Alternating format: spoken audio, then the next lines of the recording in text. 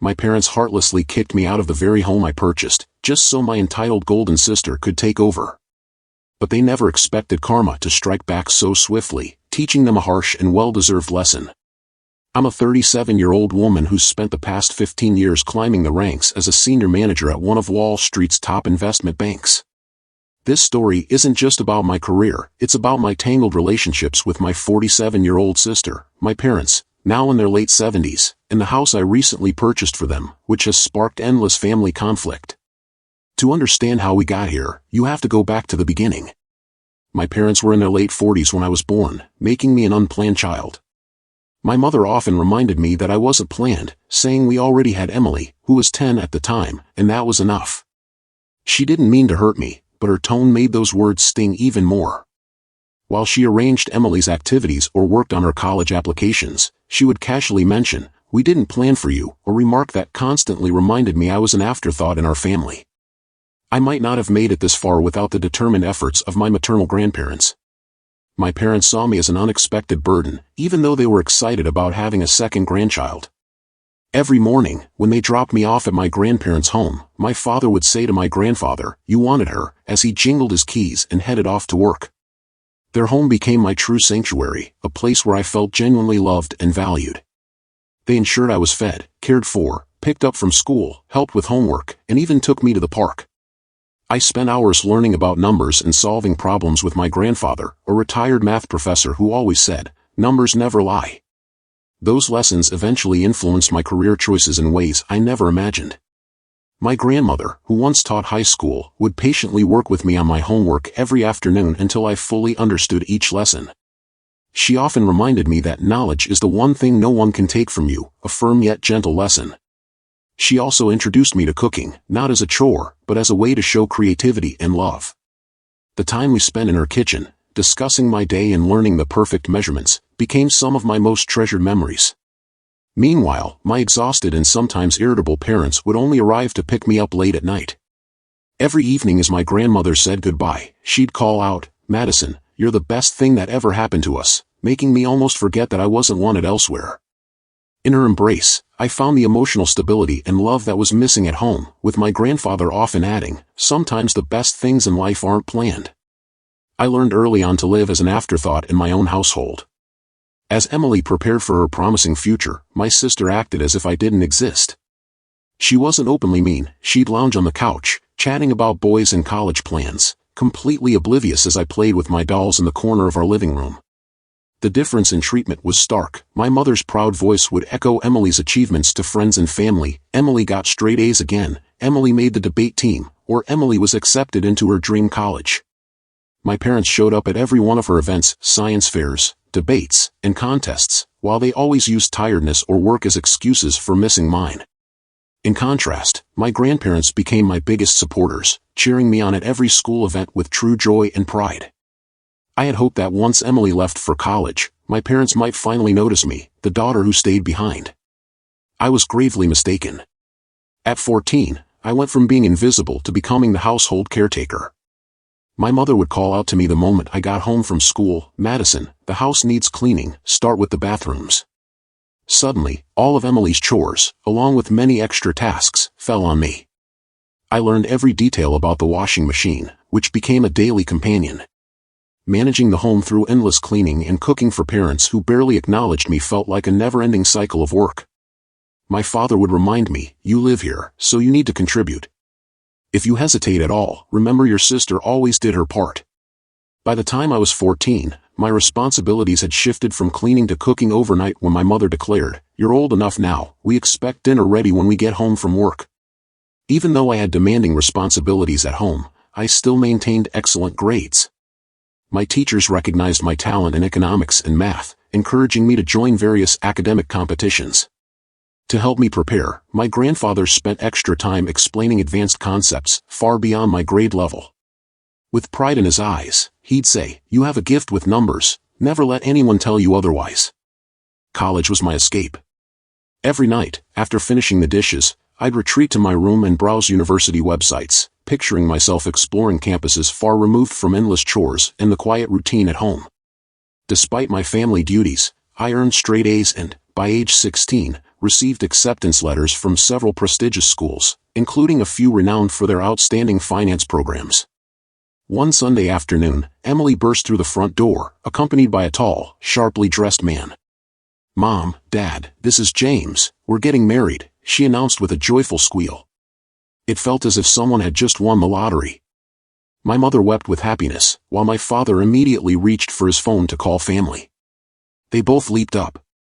"We'll take care of everything," Mom declared as she hugged Emily. For months, our home buzzed with wedding preparations. Every conversation revolved around guest lists, venues, flowers, expensive outfits, top-tier vendors, and lavish details, with money seeming to flow like water. At the wedding, however, my grandparents didn't seem to appreciate the extravagant decor. Granddad simply shook his head at the champagne fountain, and I saw Grandma frown at a sculpture that likely cost more than a semester's tuition. It was as if they already knew what was coming, so they kept their opinions to themselves. Later, while sitting at the dinner table with 3 acceptance letters spread out before me, my heart pounded as I shared my news. "That's nice," my mother murmured without looking up from her meal, then added, "but we can't pay for college. We spent all our savings on your sister's wedding and even took out a loan. There's nothing left." In a barely audible whisper, I said, "But you paid for Emily's college." My mom replied condescendingly, "That was different, we saw her potential." The room fell silent as my father added, "You need to get a job, save up some money, and take out student loans. That's what responsible adults do." I had never left the table without permission before, but that night, with trembling hands, I dialed my grandmother's number. Within minutes, I found myself in tears as I stepped through their familiar front door. After listening to my story, my grandfather's face turned serious, though I caught a hint of something in his eyes. After a brief, knowing glance between them, he took my hand and said, "Madison, we've been saving for your education since you were born. We expected something like this." He then brought out a folder from his study filled with bank statements that chronicled years of careful saving. "Choose any of these universities," he said. "We've got you covered." That same evening, I moved in with my grandparents, packing only the essentials. When I told my parents I was leaving, they were downstairs watching TV, hardly glancing up. "Do whatever you think is best," my mom said, her eyes still fixed on the screen. I could hear the relief in her voice.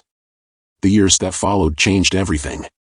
I enrolled in one of the nation's top business schools to study financial analysis, a passion that may have grown from witnessing my parents' financial struggles. My professors quickly noticed my natural talent and drive. Before long, I stayed after class to discuss challenging financial concepts.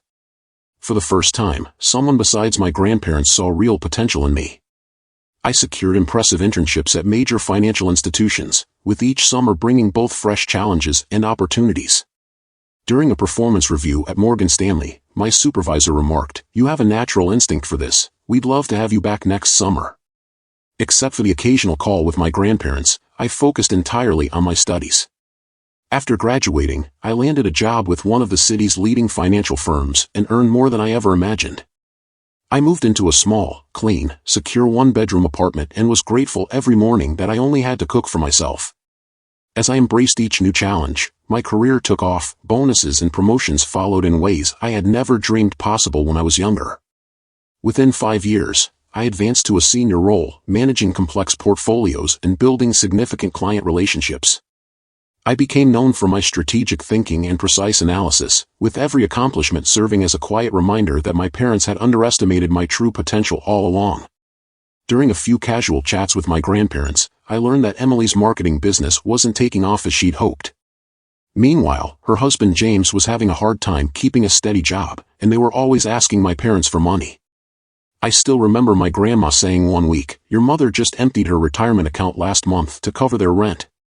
They simply couldn't say no to her. After a year, even my parents' help wasn't enough. Emily and James couldn't pay the rent, so they, and their 7-year-old twins, ended up moving back into the room I once called my own. My parents, who had always admired Emily's abilities, suddenly found themselves responsible for her entire family in addition to their golden child. I kept my distance and focused on building my own life and career. Every bonus, promotion, and successful deal reassured me that I wasn't the failure my parents once feared I'd become. By my mid-30s, I had solid investments and savings, enough for a down payment on my own home. Then everything changed. My grandfather died unexpectedly from a severe heart attack. His loss hit me hard. He had been a father figure when no one else was around, and he meant so much more than just a grandparent. Not long after, my grandma, who'd spent over 50 years by his side, seemed to lose her spark and passed away less than 2 months later. In many ways, they were like my biological parents, and suddenly, they were gone. At the funeral home, while I was setting up my grandma's arrangements, I heard my mom call out, "Madison, do you need any help with the preparations?" She was standing there, looking older and more worn than I remembered. A part of me wanted to send her away, but I couldn't do it, not when I saw the concern on her face. I silently thought, it would be nice if she just left. Over the next few days as we prepared for the service, my parents began to open up about their struggles. One afternoon, while choosing flowers, my dad admitted, "We haven't been financially secure since retirement." He went on to explain that they were barely making ends meet, and when he mentioned Emily's twins, I realized that my sister's family still lived with them and depended on their dwindling income. A week after my grandma's burial, we met in a wood-paneled office for the will reading. Emily and James slouched in recliners next to my parents while I sat across from them. The tension was almost palpable, and the room smelled of furniture polish and old paper. None of us knew that this moment would trigger a chain of events that would permanently alter our family's relationships. After adjusting his glasses, Mr. Patterson, the notary, began reading in a monotone. I expected the usual legal language, but then he surprised us all. "To our beloved granddaughter, Madison, we bequeath our house at 1542 Maple Street and the sum of $150,000. A heavy silence fell over the room. My mom gripped my dad's arm until her knuckles went white, and Emily's mouth dropped in shock. After a brief pause, Mr. Patterson continued, glancing at my mom as he said, "And a personal note from Mr. Henderson to his daughter Margaret. Remember, Margaret, we gave you $200,000 when you needed it most. Just as we respected your needs then, we expect you to honor our final decision now." My mom's face went pale and then flushed red, while Emily and James exchanged anxious looks and my dad stared silently at the floor. Once the notary had finished and gathered his paperwork, my parents came up to me. The calm they'd shown during the funeral had vanished, replaced by desperation. With a trembling voice, my mom pleaded, "Madison, you must understand, we always assumed we'd inherit that house. We're really in trouble. We were counting on that money to cover the mortgage and Emily's family expenses." My dad, stroking his gray hair, added that the kids needed a yard to play in, and even Emily joined in. I got in my car and drove away, haunted by thoughts of my grandparents' parting gift. In the weeks that followed, my life had settled near the city. Although the house I inherited held countless precious memories, it was too large for me alone. Meanwhile, I learned more about my parents' growing financial struggles during our weekly calls. Helping Emily and her family had drained their retirement funds, and they were having more and more trouble paying their own mortgage. After careful thought, I decided to buy them a new home, a cozy, single-story house with a lovely garden that would be easier to maintain. I planned to use the money from selling my grandparents' house along with my own savings for their retirement. When I shared this idea with them, I was shocked to see tears of happiness in their eyes. After several weeks of house hunting, we finally found the perfect place, a beautiful ranch-style house with wide doorways, no stairs, and nestled in a peaceful neighborhood. My parents couldn't stop expressing how thrilled they were. Once the purchase was finalized, my dad said, "We need to celebrate with a proper housewarming party. It's the least we can do after all we've been through." I agreed, planning to show them the deed at the party, and asked, "Just let me know when, okay?" Weeks went by even though I was busy, and I kept expecting an invitation. My mom would say, "We're still planning, you know these things take time," while my dad added, "We want it to be perfect, we'll let you know soon." Their vague responses began to annoy me.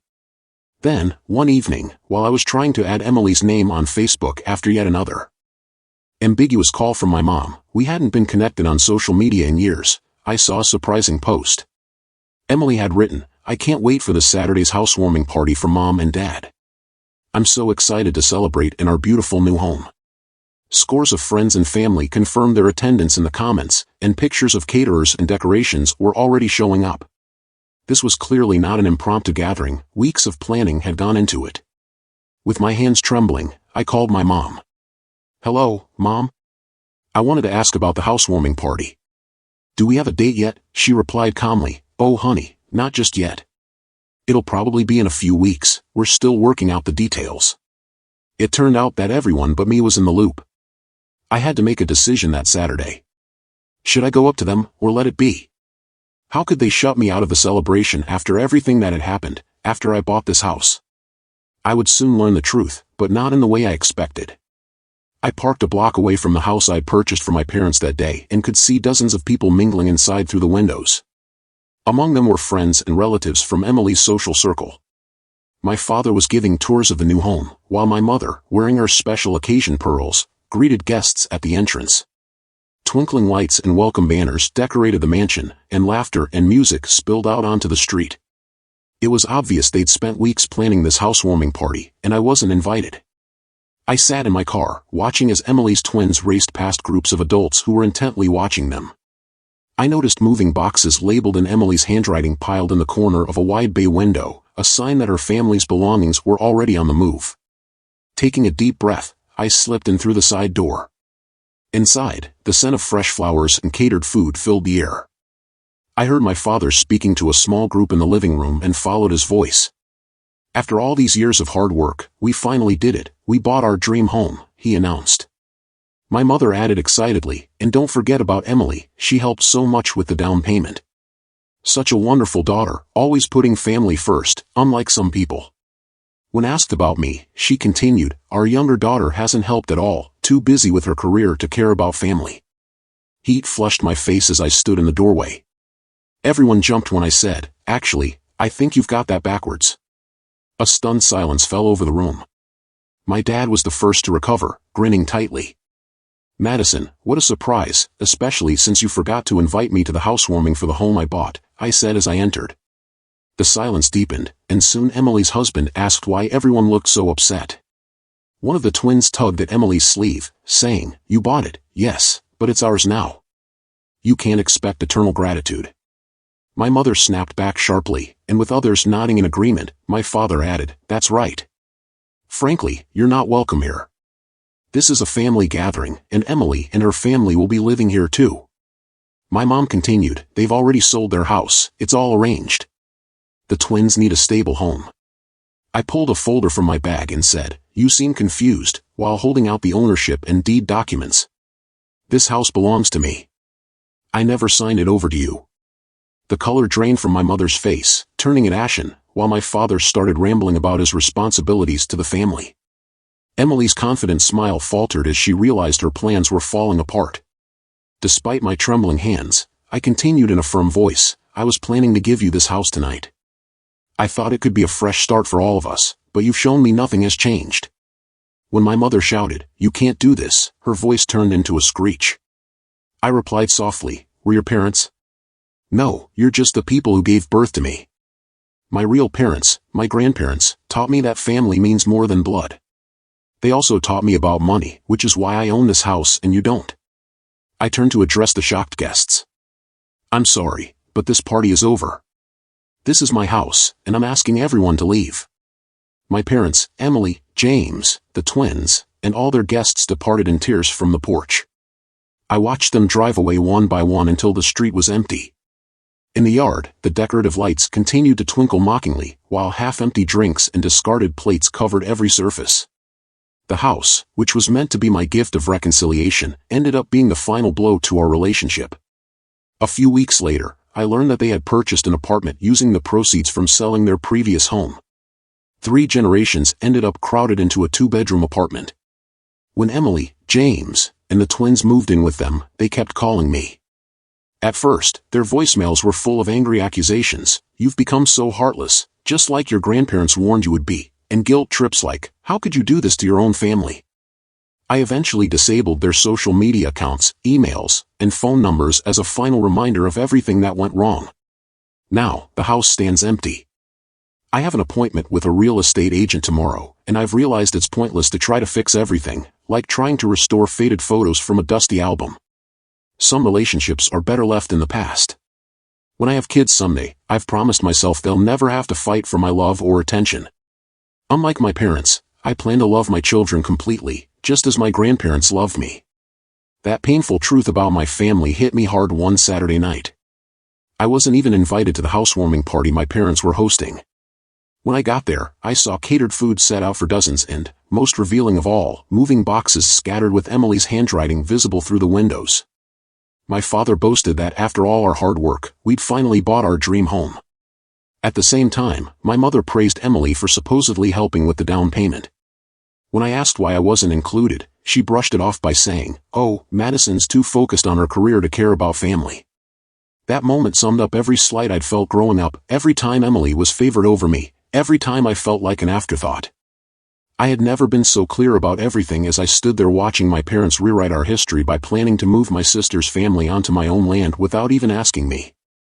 I interrupted the scene, and the room fell silent. "I think there's been a misunderstanding about who bought this house."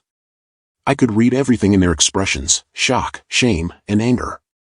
My mother was the first to speak again, her voice sharp with entitlement. "What's done is done. The house is ours now, and Emily's family needs the space." I then pulled out the ownership papers and the property deed. "No, the house is mine. I never transferred ownership to you. I was going to give it to you tonight, but clearly that was a mistake. You can't do this," my mother pleaded. In a terrified tone, "But you're our child, we have rights." I replied quietly, "The only rights you have are the ones I choose to give you. And right now, I'm asking everyone to leave my property." What followed was a frantic scramble. Guests rushed out with plates still in hand, Emily's twins cried in confusion, and my father tried to keep some dignity as he guided people to their cars. "How can you do this to your own family?" my mother pleaded one last time, but her words were drowned out by my newfound determination. In the weeks that followed, the 5 of them were forced into a cramped apartment. Soon, messages flooded in, my father demanding a re-examination, Emily sobbing for the sake of her children's stability, and my mother accusing me of cruelty. I blocked them all. The empty house became a stark reminder, not of a new beginning, but of the moment I finally chose to separate from a family that never truly embraced me. A month later, I sold the house and used the money to secure my own future. Some people wondered if I'd try to mend those bridges or forgive them. I've come to understand that forgiveness doesn't mean letting toxic people back in. Sometimes, forgiving yourself for leaving is the only way to move forward. Before putting away the old wedding photo of my parents, I made a promise to my future children: they will never have to endure the pain of conditional love, never be compared to a sibling, and never question their worth in the family. With me, the cycle of favoritism and emotional manipulation ends now. The last time I drove past my parents' apartment complex, I saw Emily's twins playing in a tiny courtyard. I felt a brief sadness, not for what I lost, but for relationships that never truly existed. My grandparents taught me that real family is built on love, respect, and support, not just on blood. I carry that lesson with me as I step into this new phase of my life. Love should be given freely, not demanded, and family is more than just genetics. Sometimes, walking away is the healthiest choice. I never opened my mother's last unread mail, so I simply erased it. Its accusations no longer mattered. At last, I've learned to put my own value ahead of their need for conditional approval. Their version of family no longer has a place in the life I'm building. New opportunities lie ahead, a future free from the burden of trying to earn love from those who can't give it willingly. I learned what true family means from my grandparents, and someday I'll build that kind of family, one based on mutual respect, unconditional love, and the belief that every person matters. The chapter of being the family afterthought is over. Now, I'm the author of my own life. Thank you for watching.